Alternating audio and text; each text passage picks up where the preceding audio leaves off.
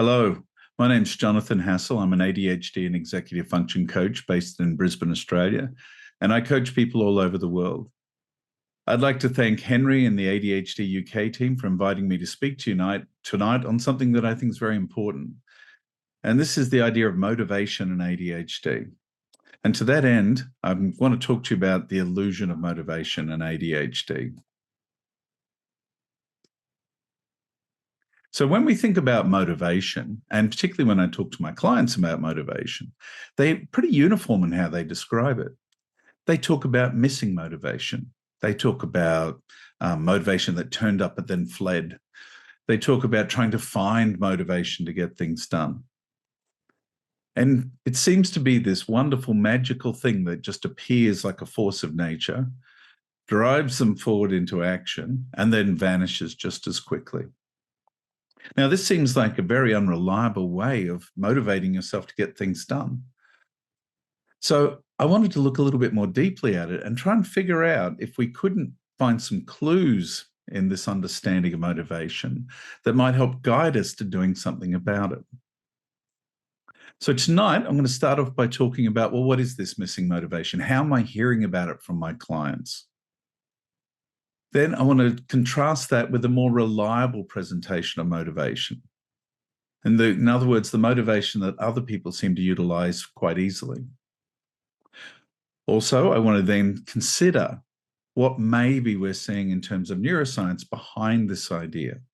Is there anything currently in neuroscience that might support what we think we're seeing here? And finally, I want to share a design an approach which is going to help people with ADHD adapt to create far more reliable motivation. So let's start with some definitions.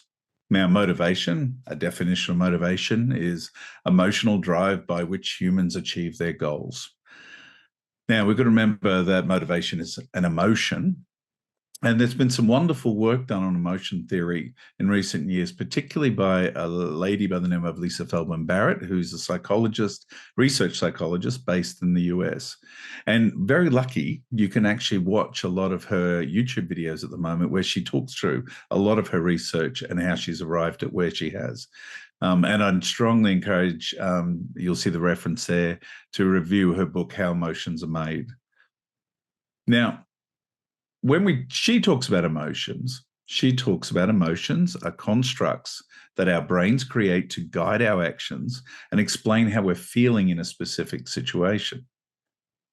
Now, if we apply that idea to motivation, because motivation is forward-looking, we must be thinking that it's a construct that helps us create a guide to future actions and how we're going to feel about them when we're doing them. So now we've introduced the idea of a prospective approach to looking at an emotion, which is motivation, which I think is the first clue. So let's get in and let's have a look at what I hear, because when I talk to my clients, and in fact what I experience myself, that there are a lot more differences for motivation for people with ADHD. The first thing that I hear is that it's got to be rewarding or exciting. It's got to be the shiny new thing. If it's something I'm looking forward to that I want to do, then it's going to be easier to do it. And in fact, often when people with ADHD seek out motivation, that's what they look for. They try and find something engaging or fun in it that they can apply to it. Now, and I must add too, it's not always straight fun. It's very often challenge is a great appeal to people with ADHD because we do tend to love to problem solve. So just being told that something hasn't been done before is often incredibly motivating to go and do it. The second presentation that I hear about a lot is that it's under threat. So in other words, I'm going to be in really big trouble if I don't get this done. Now, you might argue that this is really motivation away from a threat by going towards something else. However, the outcome's still the same. That it's another high agitation state that relies on threat. Now, interestingly too, what I see really uniformly across my clients with ADHD who do achieve more reliably is that they very often use anxiety as an activation tool. And this is particularly true in the women I coach. that they've learned over time that if I escalate this threat, if I make the threat more immediate, then I'm far more likely to be able to activate earlier.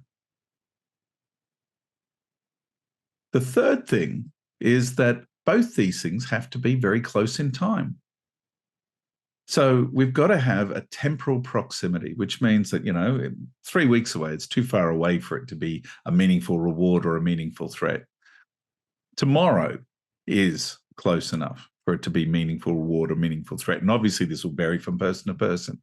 And as I mentioned, with people who utilize anxiety and threat to activate, they'll often just bring the time forwards.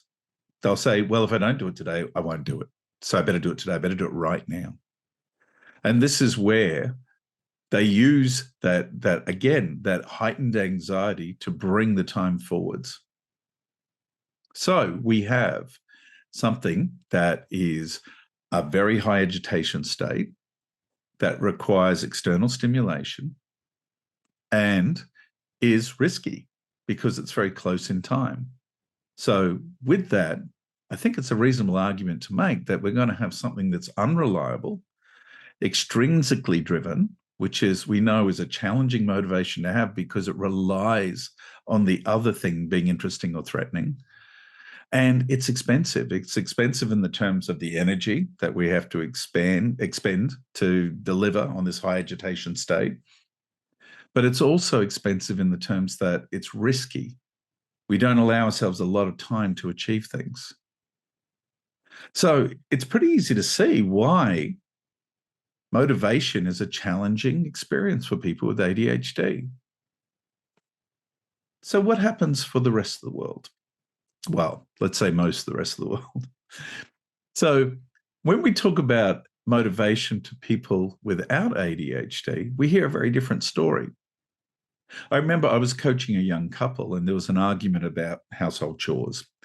And, they got to the point about you don't do enough around here. And the person with ADHD was becoming quite defensive. And the person without ADHD was getting increasingly frustrated. And at one point, the person with ADHD blurted out in frustration, "It's not fair. You like washing clothes. You like housework." To which the person without ADHD looked at them quite horrified and angrily and said, "How could you say that? I hate washing clothes. It's one of the most boring tasks in the world, and it's not particularly fun because we've got children, and so there's scary things in those clothes." So after we all calmed down a little bit, we had a little conversation. But the really interesting thing was the person without ADHD looked at the person with ADHD and said, "Is that the only way you get things done? Do you have to like it?" To which there was sort of this slow nod of, "Well, yeah, that helps."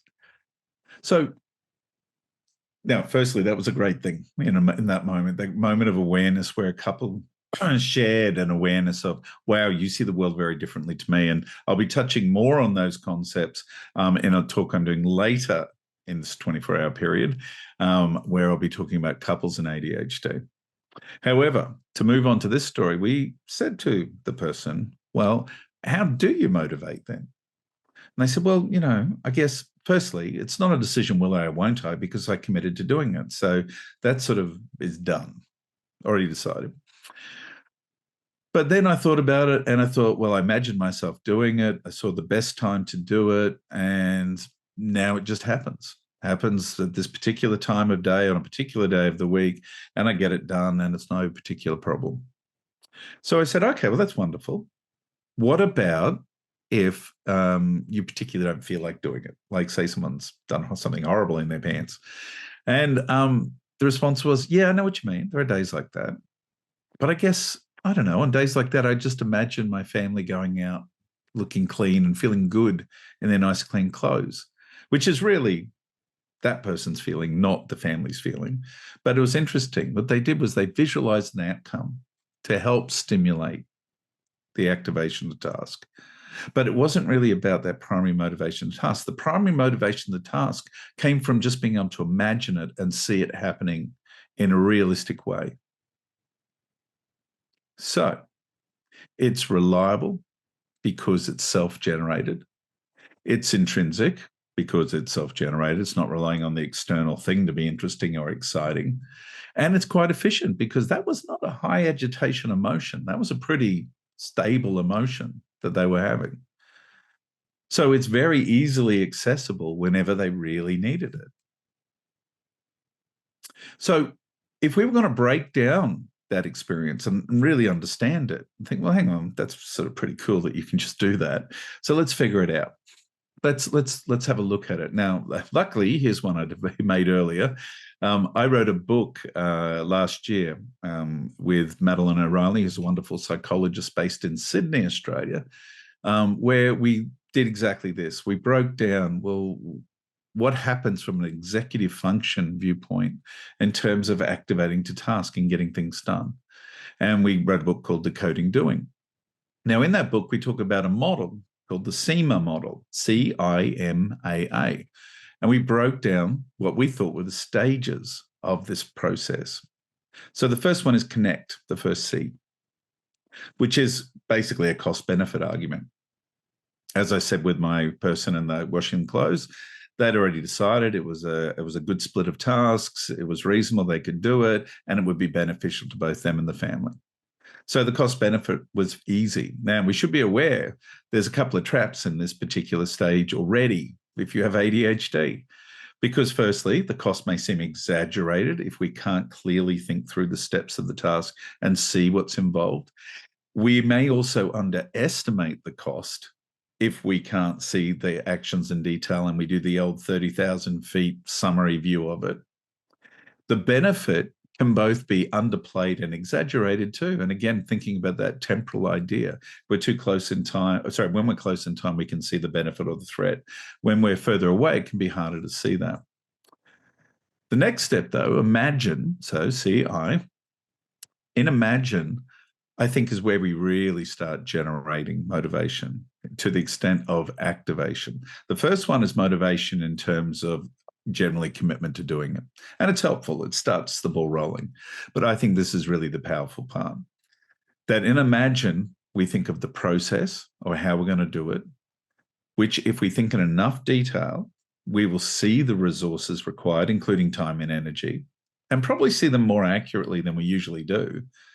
And then we have to apply it to context. So in other words, I have to see it happening in my life, which means we're going to be seeing the best time for the task and the best time for me to do that task, whether it's about how I'm functioning at different times of the day or whether just in what my day contains and where it'll fit best in my day. Now, one of the issues with ADHD, when we look at this sort of idea, we think through these concepts, but we don't tend to do it in enough detail or with enough organization. Which makes sense if you think about executive function and working memory and attention management, and even emotional regulation falls into it. But we'll talk about that a bit later. So we imagine it in detail, then we can see it happening. So it feels achievable, which means we now have this nice little emotional package, this construct, as Lisa Feldman Barrett refers to, a little concise package that we can refer back to a feeling that it's doable and it's just the right time to do it. And I want you to hold that in mind, because that doable right time is an interesting concept if you have ADHD, because it's not a high agitation emotion. It's quite calm. It's almost resigned in a way, but it's still positive. So we have to be able to call up that memory of that emotion, in other words, that motivation, at the time when we want to activate to that task. Then, when we're activating to the task, we've got to act, which is the real world conversion of the imagined stages and involves usually some problem solving. And that act and achievement, again, reinforces motivation. As we're achieving things, we get little dopamine hits and we feel better about doing it. And so we want to keep doing it. It's probably why, one of the reasons why we often stay with a task too long, fiddling around the edges too. And last but not least, the achieve stage. Now, this is the thing we often don't do with ADHD. And it's where we stop and say, yeah, hey, that worked. Well done. But even more importantly, we acknowledge what made it work. In other words, what we did to make it work, because there's our toolkit for the future. And we also can think about, what would I do differently next time and how? And which is another opportunity we often miss out on. You know, when I coach university students, one of the things I'm constantly asking them to do is, straight after exams or straight after you get a mark from an assignment, sit down and write out what you wished you'd done and how you would do it differently, and what actually worked well for you. Make a note of it and then put it in your calendar for just before you'd be due to start work on the next exam or assignment, because we lose this valuable information. So this is SEMA: connect, imagine, motivate, act, and achieve. And as you can see, there is motivational generating components to all of them. However, as I said, the constructed imagining, I think, is the most critical part for that activation motivation. Now, what's the mechanism of these things? And I alluded to it a little bit earlier. So it's executive function. If we think about attentional regulation or direction, emotional regulation or direction, and working memory, which includes capacity, then all of these stages are reliant on them happening. We have to be able to direct our attention to the right thing at the right time in the right detail. We have to be able to hold that information in terms of working memory, which can be particularly challenging with ADHD, which, just as a clue, is why we usually externalize it. And then the emotional stuff, we have to address the impulse control. It requires a lot of resistance emotionally to stay with a task that we haven't yet proven for ourselves. And the subsets of characteristics that fall under these core executive functions, as I've already mentioned, impulse control, but also time perception and management, and context perception, which is that really big one about seeing it all fitting together. So let's talk a little bit more and be a bit speculative with the neuroscience. Now, currently we know we're talking in neural networks in terms of the brain, and there's been some great fMRI studies done and some interesting ones done. To date, the ones that I've seen have been with relatively small cohorts, but looking at the neural networks and ADHD. Now, the two I want to pay attention to in terms of this mechanism is default mode network and the task positive. Now, default mode was there in red, task positive in blue. Now, default mode, for the context of what we're talking, it does lots of things, but for the context that we're talking, it's very much an emotional association stage. So in other words, we get triggered, we pull on our pooled experience of life, which is why you notice it reached backwards into the brain, we think. It's actually drawing on memory as well. And we create an association. Now, the great thing about that is it's very quick. It gives us a very quick idea of what might be happening next, because we've sort of seen it before. But that's what we mean when we say an emotion. It's a construct that we've made earlier that tells us that when that happens, that's likely to happen next. Now, with ADHD, we live in that neural network. I would propose that that is our biased way of thinking. Whereas other people without ADHD are often much better at switching into the task positive network, the blue. As you can see, that's much more prefrontal cortex based, does reach back. However, it's much more about focus on the details. It's about being objective and seeing the details of what is actually happening now, rather than being colored completely by the past. And what you see when that happens, and there's a reason I did the graphic the way I did, is we actually see that the default mode turns down a bit while the task positive turns up. So that suggests that if we want to be able to see things in detail and project successfully in time, we need access to the task positive network and the corresponding downregulation of the default mode. Then once we can decide what emotion we want, or summary is a better way, I think, of referring to emotions, or construct in terms of Feldman Barrett's language, we can then create the emotion that we're going to utilize. So, problem with that is, with ADHD, as I said, I think we spend more time biased in the default mode network. The studies that I've seen suggest that we do not activate the task positive network nearly as robustly as easily. and there isn't the corresponding downregulation of the emotional network, which has been theorized as to why we remain so easily distracted when we're trying to focus on things. So right there, I think we've got a neurological clue as to what might be behind this approach to motivation. It's very emotional. It's very emotionally driven and very reactive, which is what default mode's about. Task positive is about being more intrinsic and directed.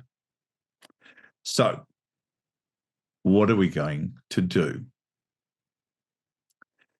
Well, here we get to the crunch point. So with ADHD, we're going to realign definitions and our behavioral systems. So let's start with realigning the idea of motivation, that motivations can be built. I remember, and it was in terms of emotions, but as I said, motivations are the same thing. I had a client, lovely man, very clever man, and we were talking about choosing the emotions we wanted to have. And I said, well, when was the last time you decided how you want to feel tomorrow? And he looked at me and said, what? You can't do that. Emotions are like the weather. They just turn up and you deal with them. And yeah, I get that experience. I understand that feeling. But the reality is we should be creating our emotions and in turn our motivation, because they can be built and should be. That it's going to require directed attention and organized thought, which is working memory based. So these are areas we know we might struggle with. We've got to have to create new associations. So in other words, back to the idea that motivation can be built, we've got to create new associations or emotions, which there's a couple of tie-ins with that SEMA model I talked about. And it needs to have a time-relevant trigger. So it's no good just sitting there saying, oh, I'm going to build my motivation today and it's going to work every time I try to use it for this project. We've got to make it recreate at every point of activation. So let's coach this change. Let's break it down and make it sort of usable in the world. First thing, we've got to define the task, and we've got to define it in detail, which means we need to utilize attention and working memory. Now, attention is helped if we've got an externalized prompt, so in other words, like a checklist. But the other thing too is working memory is helped if we externalize what we're trying to do. So in other words, getting it out of our heads, either by writing it down or by verbalizing, because we do love verbal processing, and remembering that language is both a communication tool and a thought organization tool, then we can see all the detail. And if you want to test that idea, just try and write down what you had planned to do this morning and notice how many little steps you were skipping over in your head. Second thing, we're going to design the action. So while we're writing out the task, we may as well write, well, what will I actually have to do? So will I have to drive to the shops? Will I have to find my car keys first? Will I have to stop at the bank to get the money to pay for this or that? So when I think about, start breaking it down and seeing that action happen, visualizing it, I can actually break down and get the details of the actual actions within the task. And therefore, I'm going to be much better at projecting the time and seeing it happen as a real life thing. Then finally, I have to create a trigger activation at the right time. So alarms are brilliant. And just as a little tip, set the alarm for about 5 or 10 minutes before you want to start, not at the time you want to start, because everybody needs a little transition time. And particularly with ADHD, it's very helpful. So let's check that against the SEMA code. So, well, we've already connected, we're going to do the task, and maybe we can get a little bit more of that by defining the task. We're definitely imagining the process, resources, and context. That's process, resources, context, as we both define the task and design the actions. And we've therefore created the motivational feeling, which is, remember, that it's doable and it's the right time. And that's the level we want, that it just feels doable in the right time. We do not need to be jumping in our seat excited to do it. It's lovely if we do, but we don't need to be there. And then we have to think about the motivation and action at the right time. So in other words, we've got to be able to recall that feeling at the point where we want to activate. So we've got to trigger that activation. And finally, the achieve component is we've got to remember to review, reinforce that motivational emotion, and then create another trigger activation and probably some actions that go with it, for the future when we want to do this sort of task again. Okay, well, I hope you found that helpful. Once again, I'm Jonathan Hassall, is my name. I have a coaching practice called Connect ADHD and EF Coaching. We're based in Australia, but as I said, we coach people all over the world and have been for the last 10 years. We also, as I said, have a book out, Decoding Doing, which is available on Amazon. Obviously, we're speaking at this wonderful conference, which please donate. This is a really worthwhile event, and to get free access is just incredible. Okay. Well, once again, thank you, Henry, and thank you, team.